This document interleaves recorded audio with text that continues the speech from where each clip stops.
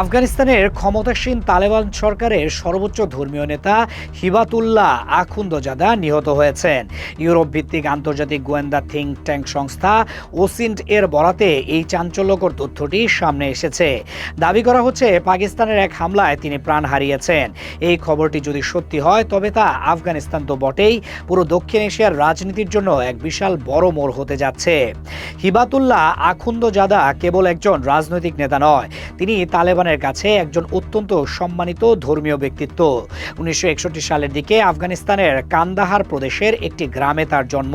তার পরিবার ছিল ধর্মীয় শিক্ষায় শিক্ষিত এবং তার বাবাও ছিলেন একজন মসজিদের ইমাম। ছোটবেলা থেকেই তিনি ধর্মীয় শিক্ষার উপর বড় হয়েছেন। পরে একজন বড় আলেম বা শাইখুল হাদিস হিসেবে পরিচিতি পান। তালেবানের আগের নেতাদের মতো তিনি রণক্ষেত্রের বড় কোনো কমান্ডার হিসেবে পরিচিত ছিলেন না, বরং তিনি ছিলেন তাদের আইনি ও ধর্মীয় বিষয়ের প্রধান পথ প্রদর্শক।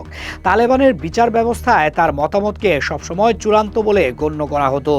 2016 সালে যখন তৎকালীন তালেবান প্রধান মোল্লা মনসুর আমেরিকার এক ড্রোন হামলায় নিহত হন, তখন হিবাতুল্লাহ আখুন্দজাদাকে তাদের পরবর্তী নেতা হিসেবে বেছে নেওয়া হয়। সেই সময় তালেবানের ভেতরে বিভিন্ন উপদলের মধ্যে বেশ মতবিরোধ ছিল।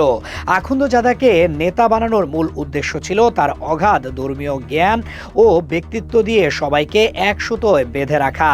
তিনি দায়িত্ব নেওয়ার পর থেকেই অত্যন্ত গোপনীয়তা বজায় রেখে দল পরিচালনা করেছেন। তার একটি বড় বৈশিষ্ট্য হলো তিনি খুব একটা জনসমক্ষে আসেন না। এমনকি 20 বছর পর আফগানিস্তানের ক্ষমতা দখলের পরও তাকে খুব কম মানুষই সরাসরি দেখেছে। তার এই রহস্যময় জীবনী তাকে বিশ্বের কাছে এক কৌতূহলের বিষয়ে পরিণত করেছে। আফগানিস্তানের বর্তমান শাসন ব্যবস্থায় আখুন্দজাদা হলেন শেষ কথা। যদিও দেশটির সরকার রাজধানী কাবুল থেকে পরিচালিত হয়, কিন্তু সব বড় বড় সিদ্ধান্ত মূলত কান্দাহারে তার কার্যালয় থেকে আসে। তিনি মনে করেন আফগানিস্তানকে সম্পূর্ণ প্রথাগত ধর্মীয় আইন অনুযায়ী চলতে হবে এবং এক্ষেত্রে তিনি কোনো আপোষ করতে রাজি নন। তার এই কট্টর অবস্থান যেমন তাকে তার অনুসারীদের কাছে প্রিয় করেছে, তেমনি আন্তর্জাতিক মহলে তাকে করেছে চরম বিতর্কিত। আখুন্দজাদার জীবন ঘিরে থাকা এই রহস্যের কারণেই তার মৃত্যুর খবর নিয়ে সবসময়ই এক ধরনের বিভ্রান্তি তৈরি হয়।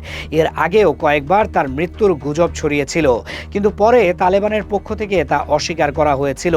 তিনি সাধারণত কোনো ভিডিও বার্তা দেন না, কেবল তার কণ্ঠস্বর বা লিখিত নির্দেশাবলী প্রচার করা হয়। এমনকি তার মাত্র একটি বা দুটি পুরনো ছবি ছাড়া আর কোনো বর্তমান ছবি ইন্টারনেটে পাওয়া যায় না। এই গোপন জীবনযাপনের কারণেই তার মৃত্যু সংবাদ যেমন দ্রুত ছড়িয়ে পড়ে, তেমনি তা নিশ্চিত করাও বেশ কঠিন হয়ে দাঁড়ায়। তবে ওসিন্টের মতো সংস্থা যখন এই দাবি তোলে, তখন বিষয়টি নিয়ে জল্পনা আরও বেড়ে যায়। তার নেতৃত্বেই মূলত দীর্ঘ লড়াইয়ের পর তালেবানরা পুনরায় ক্ষমতায় ফিরতে সক্ষম হয়েছে।